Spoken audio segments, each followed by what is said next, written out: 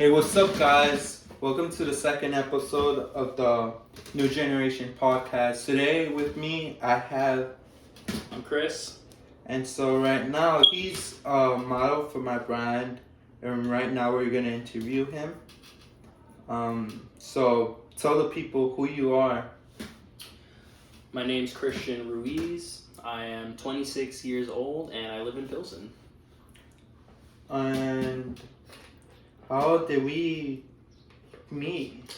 It's funny, we had each other on Instagram, but we didn't know we had each other on Instagram. And I was trying to film a trick at Grant at nighttime. So I went up to you because you were chilling. Oh, I asked you right, to yes. film. Yeah. Bro, I told you I was going to film it in 3 tries, and then I got it Bro. on the 3rd try. I posted it, and then you hit me up saying that you filmed it, and that's how we ended up meeting. oh shit, yeah. Actually, there's a thing with skaters that they say, I got it in this try, but then it ends up like what? Yeah. 15 this other try, tries. yeah. And that's so fucking funny. No, yeah, I don't ask people to film me unless like I know I can land it because I don't want to waste anyone's time. Now I remember with my boy Chalupa, we would go to Fargo and he would tell me to film something. It would be like, he would be like, yo, I got it on the 3rd try. Be like the 15th try, and we'd be there like 30 minutes, like on the same trick. Yeah, that's skateboarding for you right there. I just like to make sure it's dialed in, because when I'm filming someone, I don't want to be sitting there forever, so I don't want someone else to be sitting there forever either. So if it's a few tries, I say it's like 5 tries. If I don't get in 5 tries, move on to something else. Alright, so what are your goals for this year? This year, I want to put a song on Spotify and make more music. Oh yeah, you sing, right? Yeah, sing, play guitar, play piano. Show the people your guitar. Oh, yeah, sure. Oh yeah, this is his place, by the way. This is my pride and joy right here. Her name is Blossom. It is When did a you get her? Epiphone SG, and it is a beautiful guitar. When did you get her? I got this one in 2020. I got it from my homie Alex. He also skates. It was his brother's actually, and he had it since he was in high school. So this guitar is like, probably 14 years old, and he sold it to me, and I just been playing ever since. It's nice. But make more music, meet more people, do more projects like creative projects, do more fashion stuff, just things of that nature. So you told me that you got into it. Oh yeah, because you skate, right? And this past year, the beginning of this year, you got into an injury, no? The end of last year, Yeah. I injured my knee, and I've just been doing PT to try to get back into it, slowly but steadily. It's there. It's about 60% right now out of 100, and I can't skate until it's about 85. So. it's a long How way is to that go. coming along? Tell me about tell the people about the progress. Honestly, it's a pain in the ass. I'm not gonna lie to you. Sometimes it was pretty depressing not being able to skate on nice days, But it also is kind of a blessing too, because it gave me time to rest my body and also focus on other passions that I have, such as music, art, and all that stuff, and really tap into it. So, leading on, what are your thoughts of the brand and what I'm doing with the brand? I love the designs. This shirt I've had since the beginning of 2023, I want to say, and it holds up fine. I've washed it like 1,000 times. No cracking on the back or anything. I do say when I work in night is when I usually do the shirts. I have to go over like a shit ton of times with the heat press. Yeah. But some of them I forget, and then it shows because it starts cracking up. I'm like, fuck, man. Yeah. But usually it's with the samples that I have and I give out for free. Usually when people buy them, it's a blessing because the shirts they have, it's the same thing with your shirt. And with all the shirts I have, they start cracking up. I'm like, what? Yeah. It's like, at least that's, best quality for the customer, right? And me, I'll stick with the shitty ones. Yeah. The designs are cool, and also like the different like you can see from this shirt compared to the last photo shoot we did, like you can see it's similar in what it is, but it's a whole nother like vibe, I think that's really cool. Yeah, with this one, I just want to play. I just wanted to give, love to my where my mom and my dad is from, Yeah. Oaxaca.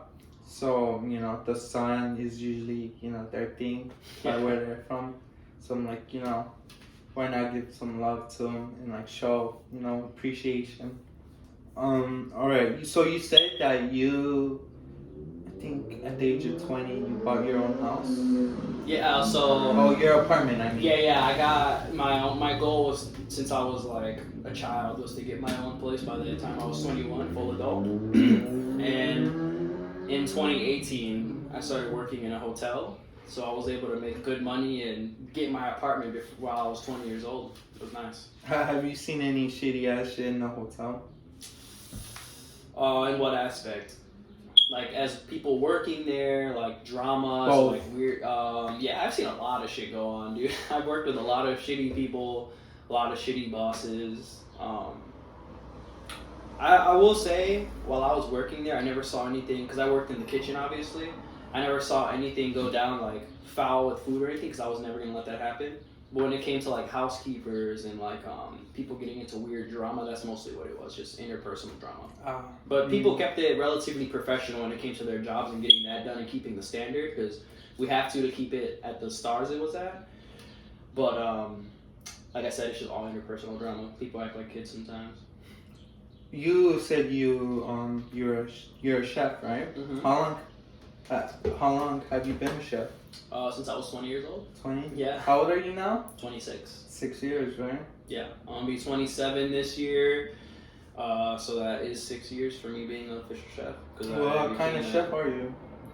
All different types, honestly. When I worked at the hotel and I became that, I did weddings, I did banquets, I worked the line, I worked fine dining, I've worked fast food, like anything you can think of with food, I've worked there. Besides doing pastry, that's one thing I'm not experienced in, but everything else I've done. That's nice. A old friend that I had, you met him. He was a sous chef. Who was it? I'm not gonna mention his name, but the guy that also modeled for my brand that I did it out, he was a sous chef, and he was telling me how people in the industry, cooks, they do coke. Yeah, that is a big thing among that. Like, my first day I staged at the hotel, didn't even have the job yet. It's just like you work there to try it out, One of the servers, he was all like, "Hey, do you want a bump?" And I was 20 and I was naive and I didn't do any type of drug. I didn't even smoke at that time. No drinking, no smoking, no nothing. I was like, "Yeah, what is that?" So I went to the back with him, and he pulls out a little bag and a little key, and I was like, "Oh no, I'm good. Like, I don't do that." And I'm like, "But thank you. You offered me that. You don't even know me, but thank you. But I'm good." But yeah, they would do that a lot. From what he told me is that it was stressful cooking, especially the heat, and like you have to go really, really fast. Stressful is an understatement for sure. Yeah, I remember because he put me on with as a dishwasher. I remember just seeing secondhand, them like moving so fast, like behind, like there's so much stuff. Like I understand too, because it's like, damn, you have to like, not only you have to cut up shit, prepare shit, but you have to have this order at the certain time. Yeah. And if you fuck up, damn, man. It is chaos, but it was nice because I worked my way up pretty fast when I was in that hotel. So I became the orchestrator of that chaos. And so even though it seemed like everything was crazy, make sure all the gears were in place, the food was coming out exactly how it should be, on time, prepared, and at the end of the day, everyone did their job efficiently and quickly, But it is very stressful. Leading back to you living alone, you buying your apartment, how has it been living alone? When I did live alone, at first it was very odd because 2 years prior to me getting that apartment, I lived with roommates, which were loud roommates.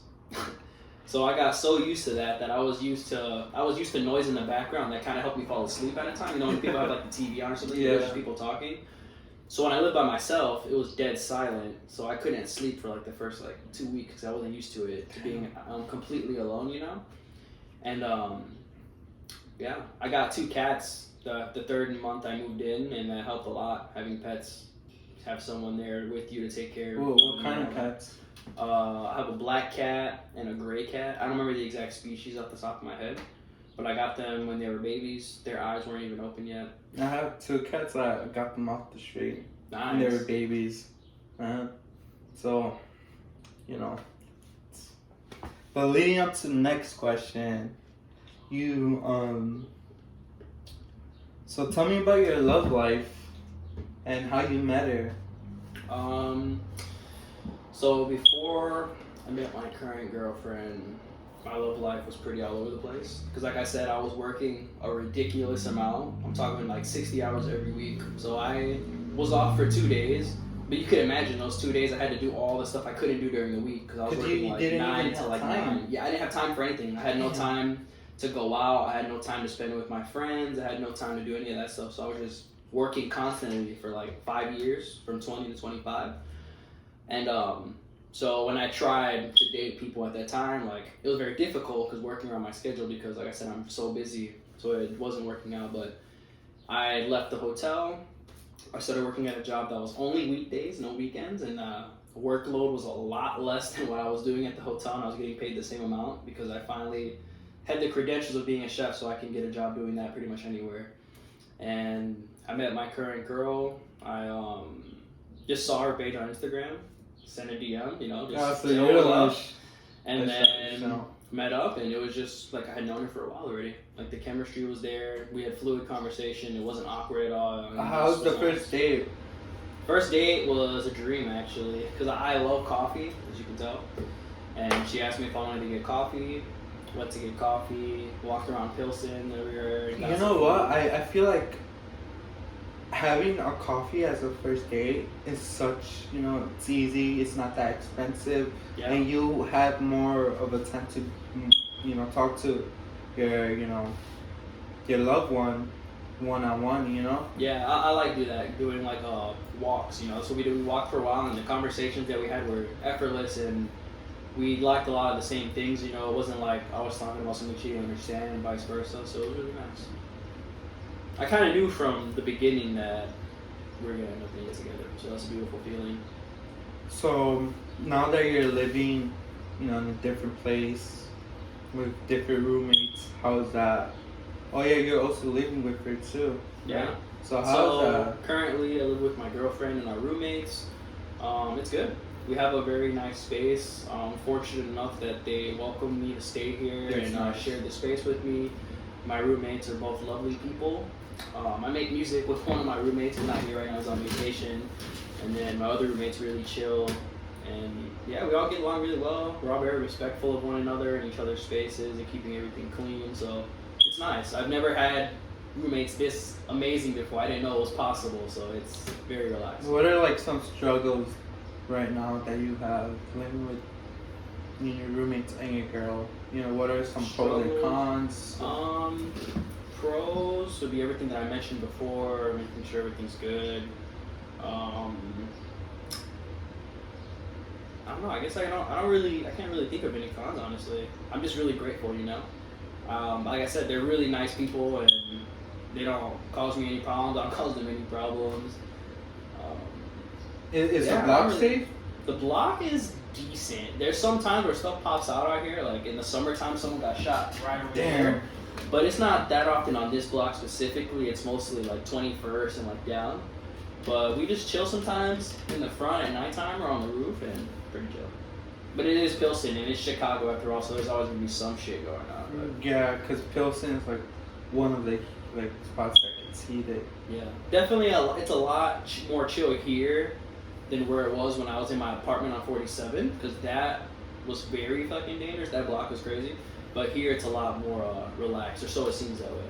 I used to live by Backyards. Have you been to Backyards? Yes, my younger brother actually lives over there. Really? And it's fucking ridiculous over there. So I remember I used to live in front of Cornell Park, and I lived there Backyards my whole life until now, where I moved out. The one thing I remember is I know some shit is always happening in Backyards. Yeah. I remember the last year I lived in the apartment that I used to live in with my mom. I remember I was with a kid that I let stay in my house. We were talking, and as we were talking, we saw a drive-by happen from the house. The car Damn. pulls up, shoots up, and then, that's it. Cops came. Bro, it was.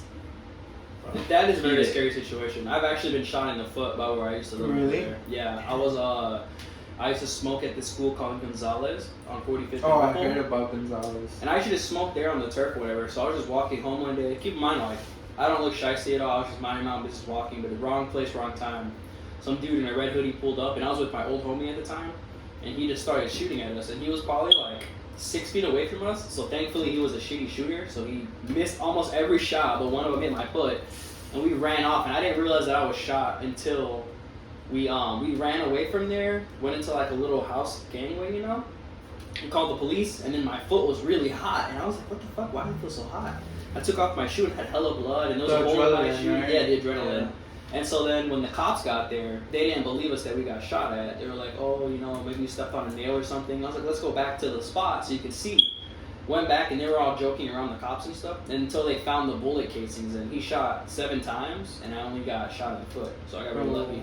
Tiggs, bro. Like, I ain't gonna lie, bro.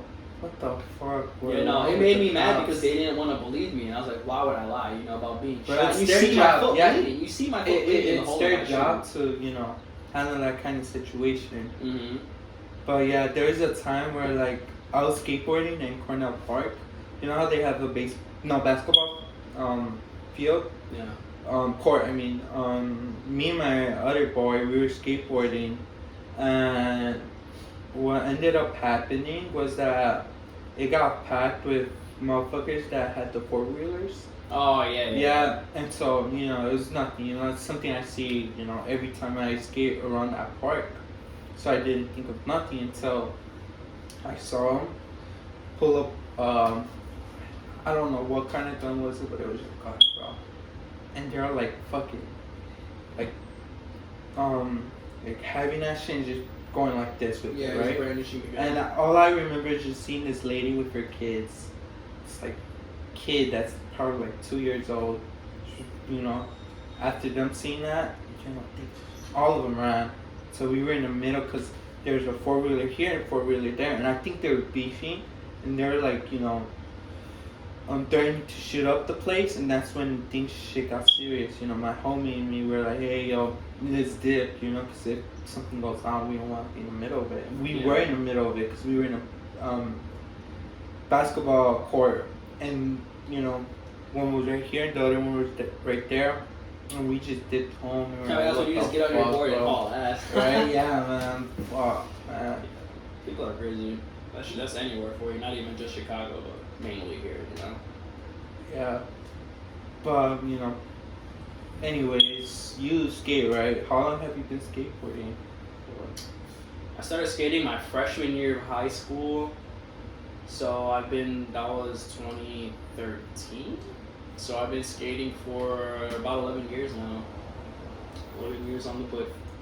Flipping What's the first trick you learned?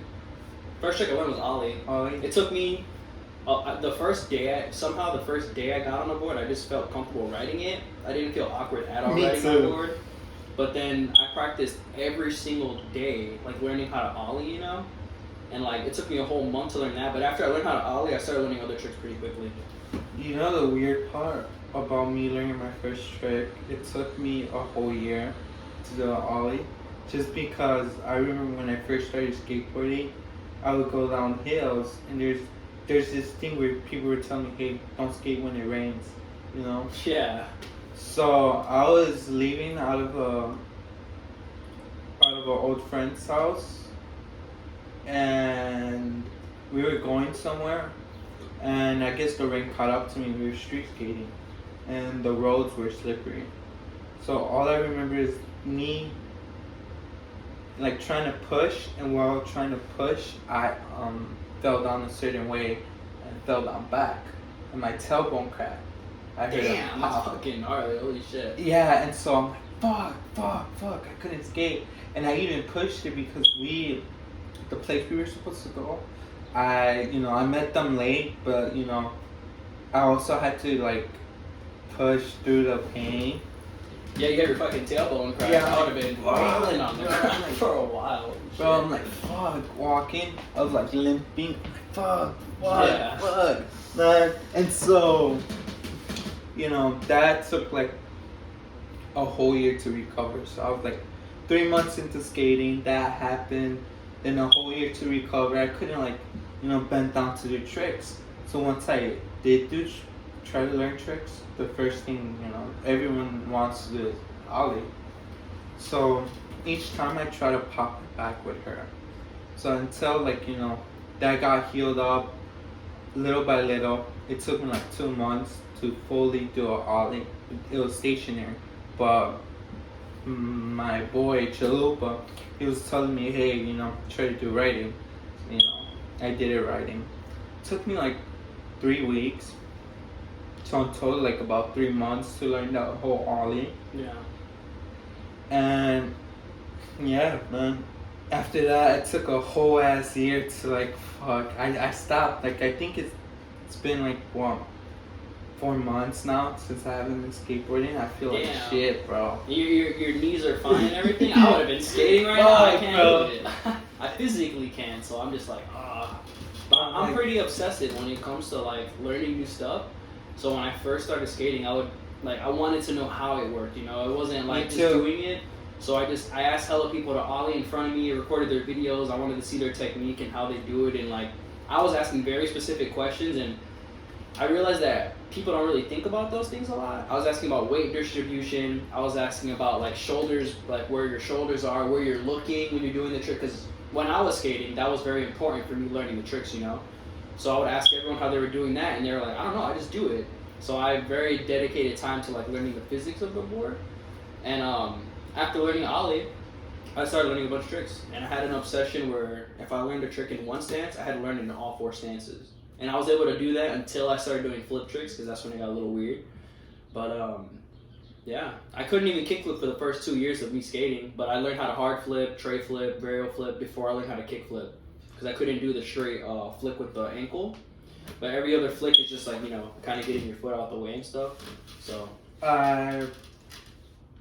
since I've been skateboarding with Chalupa, his name is Lalo. Yeah, I skated with him back in the day. Yeah, too. so tell me about the story. How you guys met? How did I meet him? That's a crazy one. That was so far back, dude. Because I think he told me he met you in high school. Yeah, we were in high school at the time. We were young. Someone's calling. I had just started skating.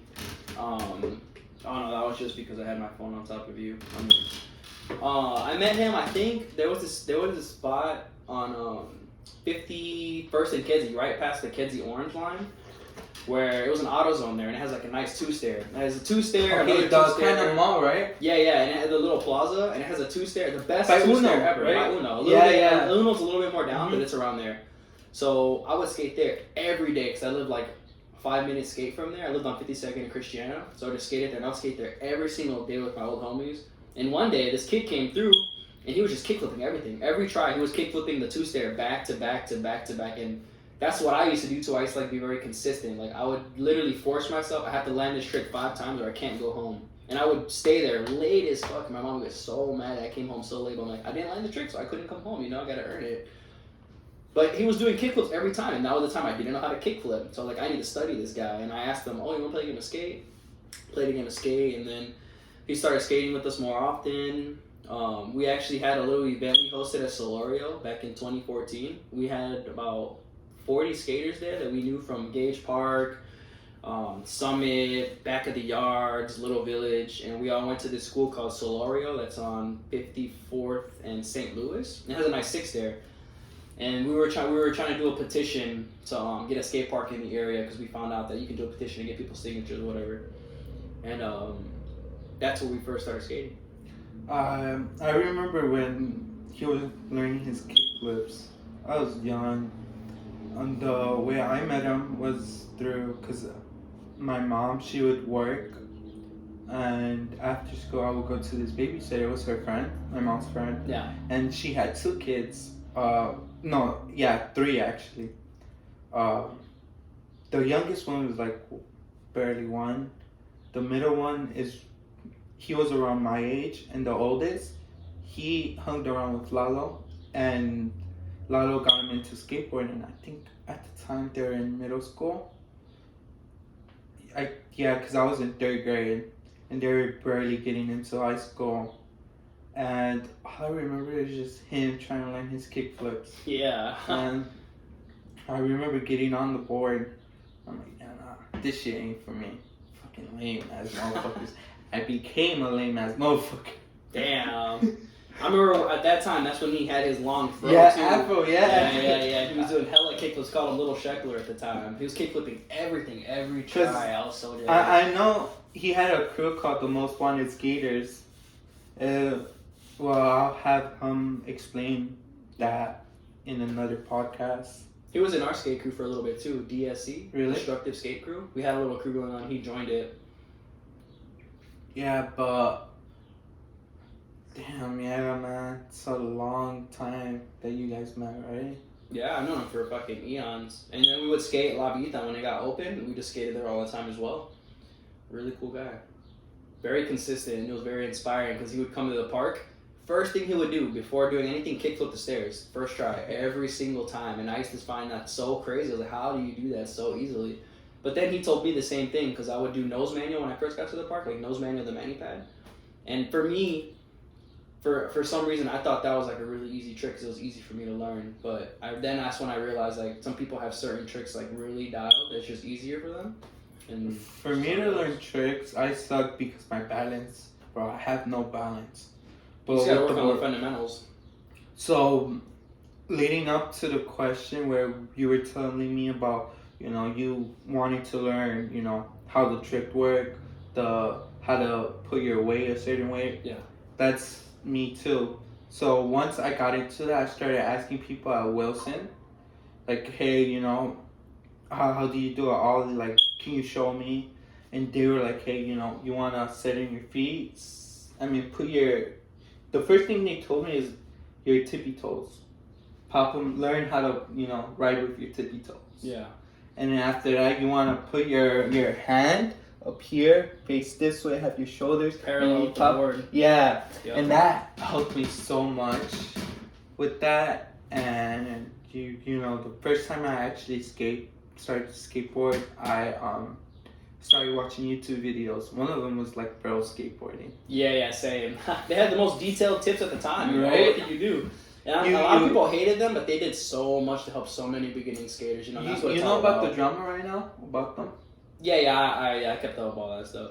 I'm like, When it comes to the shoulder thing you're talking about too, that's why I tell people that started skating, because people have the tendency when they're skating, like their board's like this, and their shoulders are open, so when they ollie, they do like a 180, slightly. But why can't I keep my board straight? It's all about the shoulders. Right? And So I had a crew back then. I didn't know anything about skateboarding, but I knew how to do tricks. Well, I knew how to how tricks would be done. Yeah. So I remember this guy was struggling how to do a kickflip. I forgot what I told him, but I know he wasn't pushing the right way. So I told him, hey, I remember from looking at Gerardo Lalo Chalupa, how he kickflipped. I'm like, hey, what if you push this way? always flick off the nose. Yeah, that's what he secret. did. And he landed it on his third, fourth try. Yeah. And it's like, wow, I can't even do an ollie, but That's why I had so much trouble learning how to kickflip, dude, because when everyone does it on trick tips, they tell you flick off the side of the board, where the concave is, and I would try that and it wouldn't work. So one day I thought just do an ollie, and then once you reach the contact, when I feel my foot reach the contact of the concave, then you flick like a C. Like you flick a little back, but when you're like this, you flick a little back, and then you extend your leg straight, and it keeps your foot and your knee over the board because you want to follow with your knee when you're flicking. And flicking straight off the nose, like imagining it that way, is what helps you get your foot out the way and actually keep it controlled. I was like, damn. Then that's when I started trying to make more detailed trick tips, but then I got injured. yeah, man, skateboarding for me, it's all I think about. When I got into skateboarding, anime, because I'm a big anime nerd. Same. This anime called SK Infinity. Okay. I started to watch it, and the same day, when it led up to the last episode, I called one of my homies because he was a skater. I'm like, yo, bro, I want to learn how to skate. I'm gonna buy a skateboard. Let's make a fucking crew. Yeah. It's I'm down with it. I spent I went to Zoomies, bro. I spent $250. There's nothing wrong with Zoomies. Like, I know it's expensive. It is, but I mean, it depends. I know people are very hell bent on staying core and all this stuff, but for me, shop wherever the fuck you like. As long as you're pushing wood and you're actually skating and enjoying skating, that's all that matters. What's your favorite brand for skateboards? Yeah, Primitive. I've been skating exclusively Primitive since they launched in 2013. Really? I've not skated another board brand. I like DGK or the egg-shaped board. What's the brand? Welcome. Oh, Egghead, nice. Egghead, yeah, but it's a brand. I forgot the brand. Ah, shit. But their boards are wide. Yeah. I'm skating 9.5. I think that's the one I was on last time. Yeah, right? It was actually felt really nice. Felt really stable on there. I loosen my trucks now, so it's kind of I'm getting more control now. Because you get more balance that way. Yeah. I started skating in a kind of unconventional way. There was someone on my block that skated. I had no idea who they were at the time, and they were doing tray flips and hospital flips, and I was like, the board looks so crazy flipping like that. I'm like, how do you do that and make it stay under you? I was really intrigued by how he was doing tricks, and I asked him one day because I was kind of shy when I was younger. But I kind of got the courage, and I went up to him oh, can you do that trick you did, the one where spins off fast, which was the tray flip? And he did it so easily, and I was all like, I want to learn how to do that. He's like, you want to learn how to do that for real? I was like, yeah. So I got an extra board. So he gave me a board, and it was an Enjoy board, 775, so a skinny ass fucking board with Element wheels, Bones bearings, and Thunder trucks, and that's how I started skating. So shout out to my neighbor. His name was, what was his name? It's been so long. I think his name was Axel. But he moved to California after my first year of skating, and I've never seen him since. Yeah. So he got me Axel. Shout out Axel for giving my first board. My first board was a DGK. Is John. Wait, what's his name? Boo Johnson. Boo Johnson, yeah. Bro, his decks are so fucking amazing, especially with the Japanese dragons. I have a crazy love for Japanese dragons. Yeah, it was a Japanese dragon. 8.25. Nice side right there. Yeah, the trucks were independent. The wheels were I forgot the wheel brand. The bearings were was Reds. Yeah, Reds, nice. That he was actually my inspiration for that trick that you filmed, the fakie front big spin, because that's his signature trick. That day, I was watching a Trickopedia of how he does it, because I want to know how to do it without the pivot. And that's why I was trying to do it on the hip, so I can because I was thinking about it differently, so I thought maybe if I just do a fakie front shove, catch it, and while I'm turning my shoulders, it'll just complete the rotation. Don't think of it like a 3-shove and turning, And doing that will help me learn how to land it. And then that's when I had you film it. Yeah, Boo Johnson, his decks are amazing. So shout out to him and DGK, bro. I fuck with DGK. I also fuck with Primitive. I think that's how you said it, right? Yeah, Primitive. Yeah. It's my favorite team. It's been my favorite team since I like it because of the anime decks. Yeah, they started going hard with those. Yeah, man. The Dragon Ball ones was the first ones I did. I had all of them, and I skated all of them. And then my future setup is going to be a Chalupa board. Nice. Yeah, because he got a 9.5, so I still got to try one of those. When I get back into skating, I'm going to cop one just to try it, see how it is. Yeah, support you the should, yeah. The next question.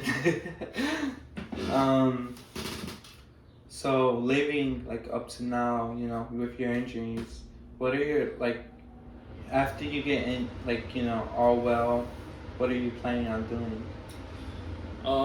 Skating a fuck ton, because all the time that I missed out, and because that's mostly the main thing. Once my knee is fixed, I'm gonna be putting so much time into skating, and I know I'm gonna come back better than I was before because I have a new appreciation for it, because I wasn't able to do it for so long. And also, I'm a visual person, so even when I haven't been skating, I've been visualizing skating the whole time, how it feels. Whenever I sleep, I'm sorry for speaking over you, but whenever I sleep, we try going to sleep, the thing I think about is your tricks. you know, when I'm in bed laying down, I want to like, you know, my feet. Yeah, sometimes you like move your foot Yeah, and shit, right. you kick it out. Yeah, that's how it is. Just visualizing it, how it feels, like not just seeing it, but like how it feels to put the pressure on it, how it would feel to slide the trick. Mostly for tricks that I've already done, because obviously it's hard to visualize a trick you haven't done yourself. But like my favorite trick before I got injured was nollie back lip on a rail. And so I just always picture how it feels rolling up to it, popping it, and how it feels sliding, like that momentum, and keeping your pressure and your shoulders open, and just really like keeping that. Because I know I don't have the muscle memory as much anymore because I haven't skated for 8 months, which is the longest I've ever been off the board at this time. Bro, and I'm stressing over here because I haven't skated for like 3 to 4 months, man. Just get on the board, man. You have a healthy body, so just while you can, you know. My Don't body- take it for granted. That's what I did.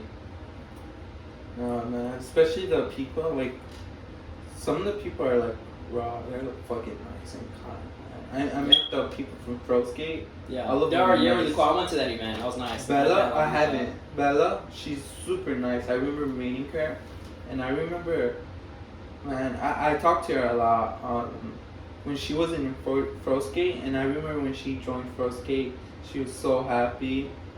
Oh yeah. Yeah, man. Pro Skate is, you know, I fucking love the people at Pro Skate. They're kind. They had that event at La Vita, and Yeah. when I first got to the park, because I forgot that the event was going on, I was kind of nervous. There's a lot of people watching you skate, you know. But for some reason, even though I was nervous, like I have this thing where I like when people watch me do something. So I have nervous, but it makes me want to do it better. So I was skating like one of the best skate sessions I've ever had in my life, like landing every trick like first try, popping everything, feeling really good, you know, and like doing that stuff. It was really cool. It was really cool. It made me, I kind of just pictured that I was doing a demo or something, which is kind of silly, but it was fun. You know, that's something, you know, I inspired to be like Pro Skate. Have a team like Pro Skate. Yeah. And like have a team like DGK to where not only having your career here, but having it worldwide, you know? Yeah. And like giving back to the community too. When I start skating, I promise you, best believe you're gonna be fucking overloaded with skate clips. I'm gonna get hella park clips, hella street clips. I'm gonna film tutorials. Like I'm just gonna be filming everything. Because before I got injured, I bought my tripod, my little baby tripod, my little microphone, and all that stuff, so I can record clips and do like how to do tricks, day in the life type shit, you know. So that's one thing I want to focus on too, getting a lot of clips. Because I feel like with a team, you have to have like some kind of like jersey, shirt. When I built the team up, it's gonna say Black Dragons, New Genera, and it's gonna have the dragon in the back. But Fire. I'm not have handmade shirts or like sewn, Yeah. like a different way. I don't know if you see Kanye West, his shirts, are Yeah. like cut up like that. Yeah. I think that's a lot. I like anything that's like a little different, you know, that breaks the norm. So anything you come up with, I think will be really raw. And you know, for like when it gets like the cold time, I feel like I would attach like this thin layer of like, how would I call that? It's like a thin layer you just put on like undershirt, but like a thin layer. You know how Like a people long work sleeve? out? Yeah. Yeah, long sleeve, but like attach it to their shirts and have you like have the crew wear them and like represent that. You know. Yeah, that's always been a dream of mine. Like having like being on a skate team. Like no matter how big or small, we all have the gear on, and we're all just out there getting to know each other, having a good time skating, and like I getting want clips. to, Like, that's I want that's to build awesome. a foundation where people, you know, have respect for each other. Yeah. No bullshit, you know, like how Of course, people yeah, are yeah, in yeah. Grand, man. I mean that's anywhere, you know. But It it's is. just it's just about being with people that you vibe with, and that are just genuinely down to earth people. I think that's also really important. Like not only skating with them, but hanging out with them outside of skating. You know, because we all have like skate homies, you know, and then you have your homies. So having skate homies that are your homies, that's what makes an excellent team. For the future, I'm talking about like in maybe 3 to 5 years, having like, you know how like having like a skate house. That'd be Like crazy. everyone lives under, you know, Yeah. the same roof, having rules, you know, different days where we do chores, but then at the same time have like a chore, like Trick list. and shit? yeah, you know, like Yeah. what we have to accomplish for today, and then the next day, and then have like a rest day, where we all hang out, cook out, you know. It's like my vision. That's like the dream right there. That's every Yeah. skate manager's dream right there. And I feel like for me to have that, I need to first make the team. Yep. And see the team, and, you know, have them be faithful to the team, you know. Yeah. And then on my part, I have to hold them together. I have to pass out, you know, the shirts and stuff like that. Make them feel like they're in the team. Yeah. Because my past mistakes with the team, I didn't have merch. I didn't have the team equipment. Like I was new to this. Gotta start somewhere. Yeah, You know? the first 3 times I made the crew. Yeah. The second time, it was where people didn't like each other and they were talking bad. It's like, that wasn't a vibe. Yeah. Which one was it when you told me about it? When I met the So other third guy that time, was there? the That was third time, Yeah. where like it was him and this guy that I knew. He's an ex gang member, but you know I feel like everyone has a story. Yeah, of course. I have some homies that were into that and they changed their life completely. Yeah, so. he's very kind. He's like a cool ass homie. Yeah. So whenever I skate with him, it's always a story with him. We always have a good time in spot. So you know he's gonna be a part of it too. Nice. You're gonna really fuck with him a lot because he's a story too.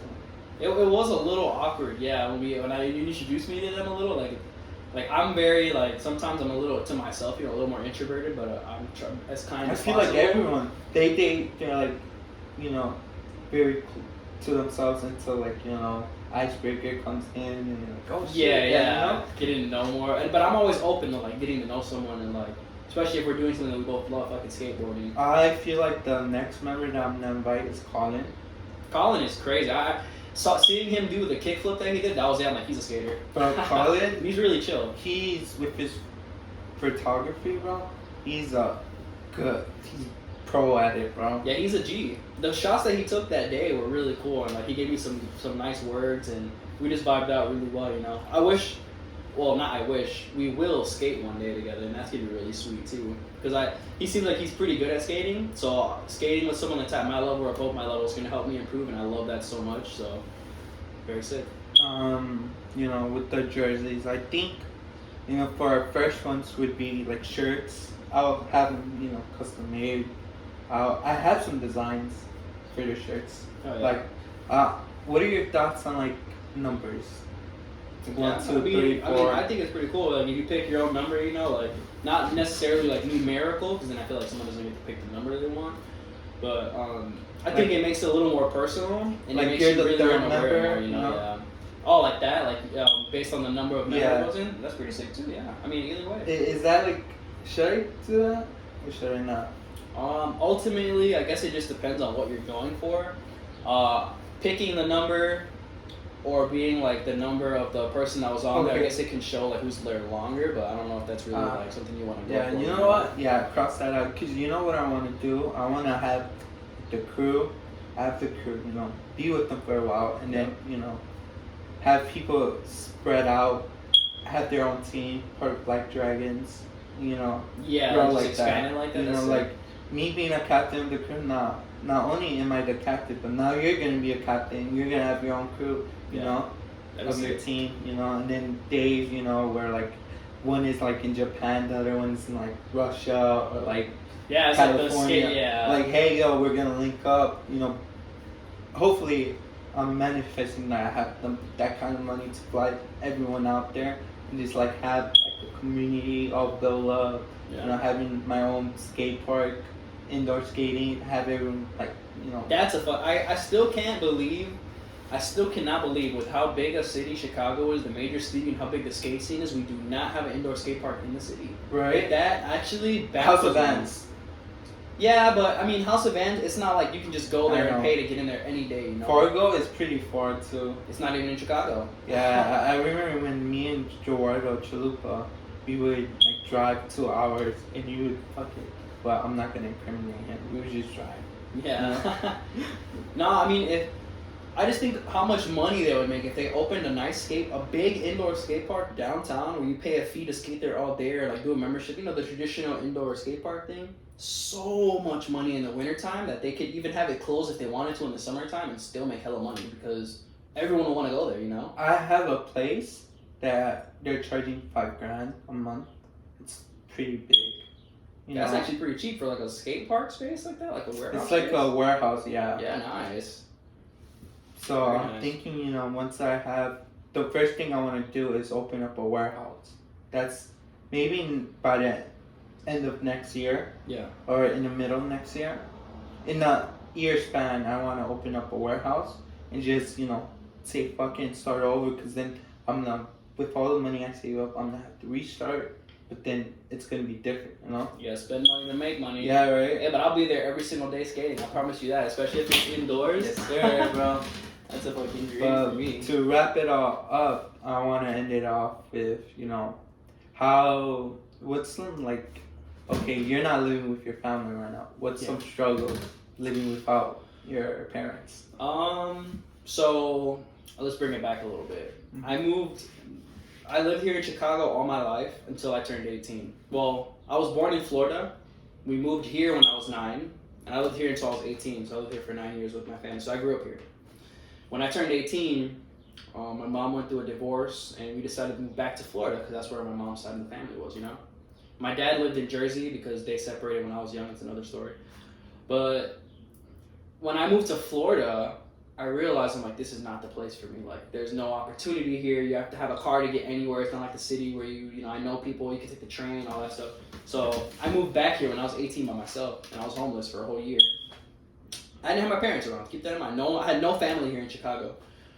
So I ended up getting roommates for my homies that I stayed with and stuff like that. Ended up working to get my apartment. And I lived without any family around me for 6 years, which was very difficult because, obviously people get to go with their family on holidays. You get to go visit your mom. You get to go visit your dad. But I could not do that because my family lived so fucking far away. I worked so much and I didn't have time for vacations, and they didn't have money to come visit me, so it was very lonely. Thankfully, I grinded a lot because my goal was to get my family back here. My 2 brothers and my mom are the only family I have here in the city, and I get to visit them and see them, but I don't get to see my dad that often because he lives in New Jersey, so I gotta travel over there to see him a lot. But it is tough. I miss them fucking dearly because I'm a big family person, so sometimes it gets really lonely, and not being able to just go visit my dad and have those memories we make with your family and all that stuff, like, it's tough sometimes, but I've also kind of gotten used to it, and it made me really focus on independence and like growing myself as a person, because I feel like if I always had them around to rely on them and stuff like that, I wouldn't be where I am today. So it has its pros and its cons, but definitely it's difficult. Do you miss your mom's cooking? Yes, I did miss it fucking dearly. She's the one that got me into cooking in the first place. Really? Yeah, when I was little, I was a fatty. Like, I was really fat when I was a kid. So I loved food. I would always be in the kitchen, ask my mom, how do you make this? Because I want to know how to make my own food, And, just mimicking her recipes. And then I wanted to be a chef when I was little, and she inspired me to get there. So I live with my mom, so it's a blessing to eat her food because, oh my god, yes, you can tell. I love her food. And, like, now that I'm going to the gym trying to lose weight, she's making like my favorite dishes. Like, here, mijo, eat. I'm like, oh, it's too much grease. You could, I mean, as long as you're eating in moderation and working out hard as fuck, like, usually mom's cooking is what gets people swole as fuck, Really? Yeah. No, man. There's a week where I was just eating rice and beans, right? I mean, rice and chicken. Because just to, like, bulk up. Not even bulk up, but just lose weight. Because I would eat carbs, so like my stomach would eat its own fat. Yeah. So right now I've lost 5 pounds, which is good, Nice. Oh yeah. But yeah. Nutrition is 90% of the weight loss journey and getting stronger. 90%. I find that true because I'm a fucking fat ass. I feel that. That's how I am too.